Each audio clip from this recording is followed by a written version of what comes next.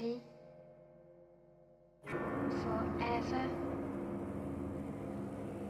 and ever and ever. The Shining wasn't just a horror movie, it was a psychological experiment. A labyrinth of fake walls colliding with the raw nerves of its cast. Behind the Overlook Hotel's polished halls, Stanley Kubrick orchestrated a production that felt more like survival than cinema. Doors splintered by the dozen, actors drained by endless retakes, and a child star who never even knew he was making a horror film. These are 10 weird facts about The Shining. And buried inside it, Jack Nicholson swung an axe so hard he demolished 60 real doors before Kubrick was satisfied. Get ready to check into the madness. Number 1. The hedge maze that trapped the crew.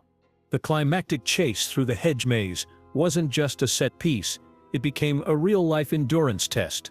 Kubrick built towering walls at Elstree Studios, tall enough to disorient even the crew. Camera operators, sound technicians, and lighting teams wandered its endless corridors, walkie-talkies in hand, calling for help when they got lost. What was supposed to be a chilling sequence stretched into a month-long shoot, each day blurring the line between fiction and reality. The maze didn't just trap Jack Torrance on screen, it swallowed the people filming it too. Number 2.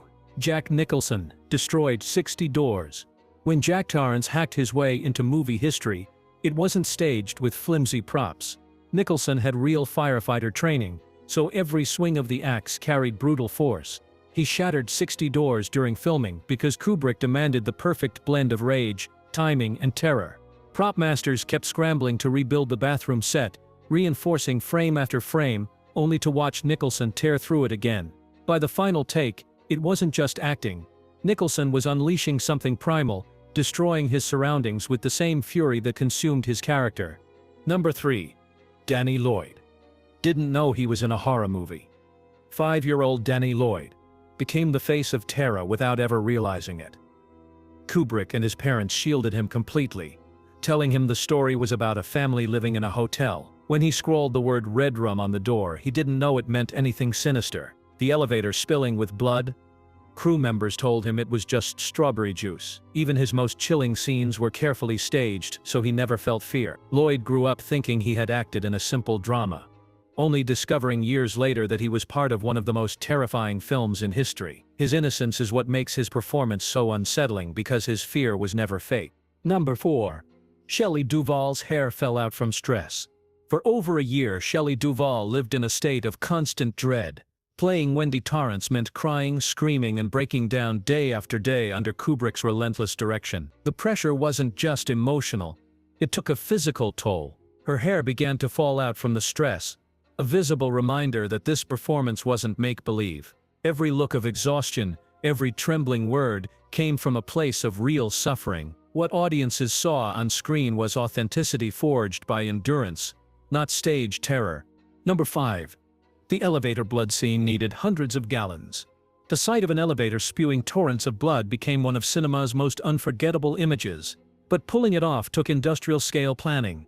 Between 200 and 300 gallons of fake blood were pumped through custom-built shafts, timed with hydraulic precision. Every attempt meant a complete cleanup and reset, turning the set into a sticky disaster zone. Cameras had to be shielded from the crimson flood, and the crew braced themselves for another round each time Kubrick shouted for a retake. What lasts only seconds on screen cost weeks of chaos, leaving behind one of horror's most staggering practical effects. Number 6. The baseball bat scene took 27 takes. Wendy's desperate swing on the staircase wasn't a simple shot, it was one of the most grueling scenes ever filmed. Kubrick demanded 127 takes, forcing Shelley Duvall to cry, scream, and tremble hour after hour until exhaustion became real. By the time Nicholson loomed over her with menacing fury, Duvall's terror was no longer performance. She was drained, her voice cracked, her body weak. The baseball bat in her hands became more than a prop, it was her lifeline. What audiences see is raw survival, captured on film after days of relentless repetition. Number 7. The typewriter pages were all different. When Wendy discovers Jack's manuscript, it isn't just the same line typed over and over. Kubrick had hundreds of pages created, each one unique. Some were neatly aligned, others spiraled across the paper, some scattered like broken thoughts. These variations weren't random.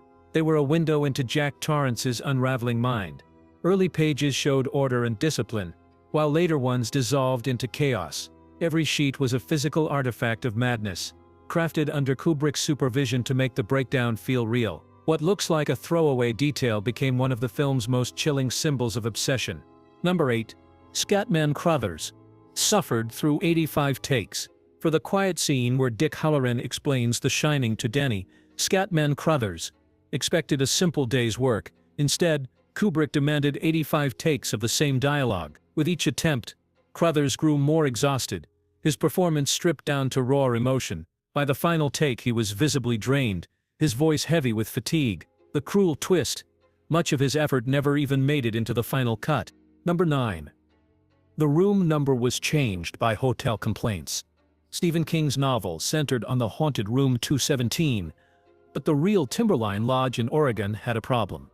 That room actually existed, and management worried no guest would ever want to book it again if Kubrick used the number. So, the director invented room 237, a number with no real counterpart in the hotel. Ironically, the change only made the mystery bigger.